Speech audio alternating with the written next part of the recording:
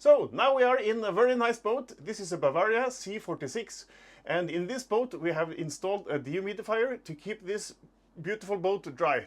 We have chosen the dehumidifier Arida Pro S12, and I will show you now how we have done this installation. This is a boat with two aft cabins. We will now go into one of the aft cabins and we will have a look in the technical room behind the aft cabin. Here you can see this gray box. This is the dehumidifier.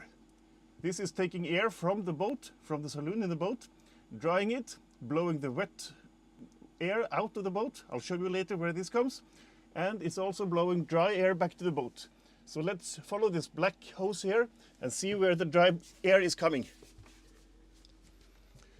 One of the outlets are here in the aft cabin. The other outlet is here in the other aft cabin. And then in the bow of the boat we have the owner's cabin, and of course we want to have it dry here as well. So we have placed an outlet here.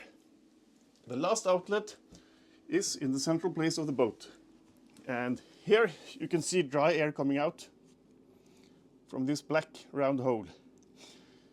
The air that is supposed to be dried is here. So we're taking air out from the boat here, taking the air aft to the dehumidifier, drying it, and then blowing dry air back to the boat to these different places.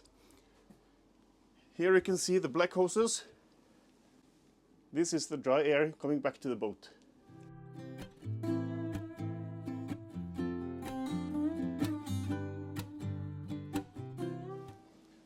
And then, where is the moisture going? Where is the wet air?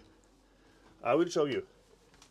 We want the wet air to get out of the boat, and the wet air